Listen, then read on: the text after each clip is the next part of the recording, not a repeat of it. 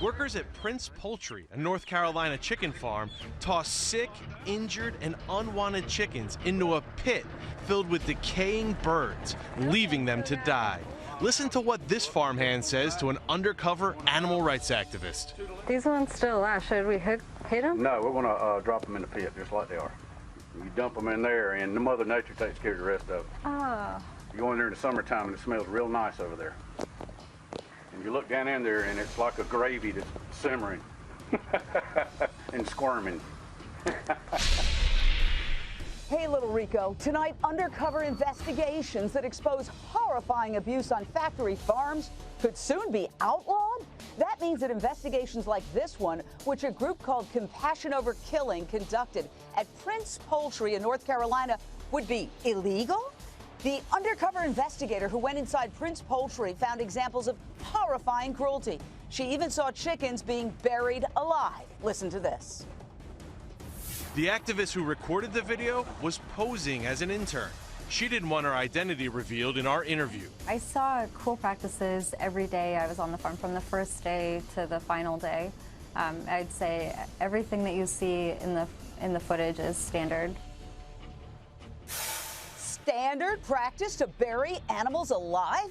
Compassion Over Killing filed a complaint with law enforcement, and the North Carolina Bureau of Investigation started an inquiry into the farm's practices. Straight out to CNN correspondent Chris Frakes. Chris, you broke this cruelty story nationally. Great work. To stop these kinds of exposés, though, in the past couple of years, 3 states have passed ag-gag laws that make these kinds of undercover investigations a crime. And right now, there are efforts to pass similar ag-gag laws in North Carolina and 13 other states. So what could that mean for the future of investigations like the one conducted at Prince Poultry? Well, I'll tell you, Jane, it essentially criminalizes these kinds of undercover exposés. And the animal rights activists that I talked to, they argue that because there's little oversight of these kinds of farms, remember, this is not something that's generally federally inspected. The hidden cameras by these animal activists are one of the most effective ways of showing the public exactly what goes on behind these closed doors. Their videos have gone mainstream. They've led to criminal charges, fines. Even the largest meat recall in American history was because one of these videos got out there to the public. Yeah, absolutely. I mean, there's many organizations doing these kinds of undercover exposés. Chris, you confronted Tim Prince, the owner of Prince Poultry. Let's watch what he told you about the investigation. She took just the very minute little things that we done wrong. When other folks might look at this who aren't familiar with your business and they see live chickens getting dropped into a pit, they might not call that minute. And you're probably right. He admits the chickens should have been killed before being thrown in the pit, but says he does take care of the birds. They're his livelihood. I try to run a clean business, and, you know, there was a few things on there I saw that shouldn't happen. Yes, sir, I'll agree. Prince Poultry provides exclusively to chicken producer Pilgrim's Pride, the second largest chicken producer in the world. And their products show up in stores and restaurants across America. In a statement, Pilgrim's Pride told CNN, quote, "Out of an abundance of caution, we have retrained the grower in question and his employees.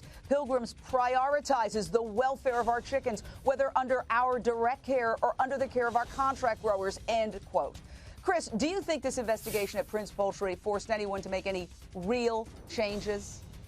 Well, I'll tell you, Jane, like, we talked to Pilgrims. We called them up. We said, this is your grower. This is somebody who works for you. And what they told us was essentially, out of an abundance of caution, they retrained this grower and his employees. And they talk about the fact that the treatment of these animals are very important to their core beliefs of what they believe as a company.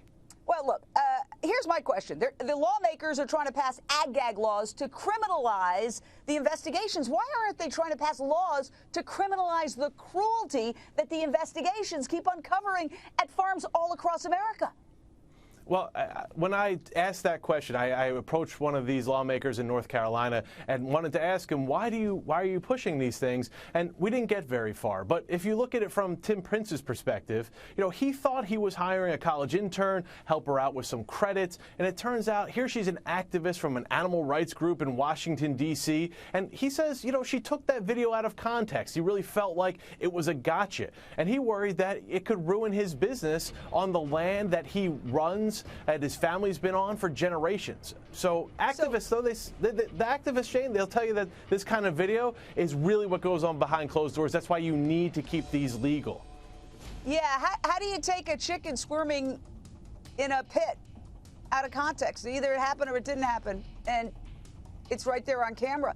In North Carolina, where this disturbing video was shot, State Senator Brent Jackson introduced a bill that would have made shooting this type of video a crime.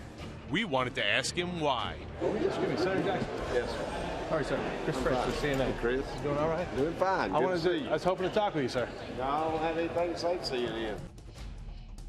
So he didn't want to talk to you about this. Chris, why do you think legislators in North Carolina and other states want to pass these ag laws, but that gentleman didn't want to talk to you?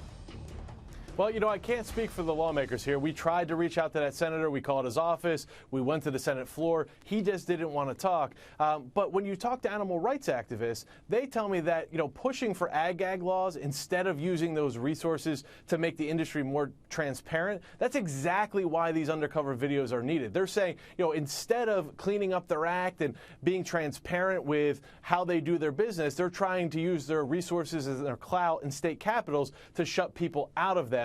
That's why they're so against barring undercover videos for that reason, Jane. Well, little Rico here, you know that animals cannot speak for themselves. So if you're interested, go to Compassion Over Killing, their website, COK.net, and check it out. I have to say, I wonder if the move to criminalize these undercover investigations has backfired, because there have been a slew of editorials regarding these so-called ag laws, essentially asking, what are you trying to hide?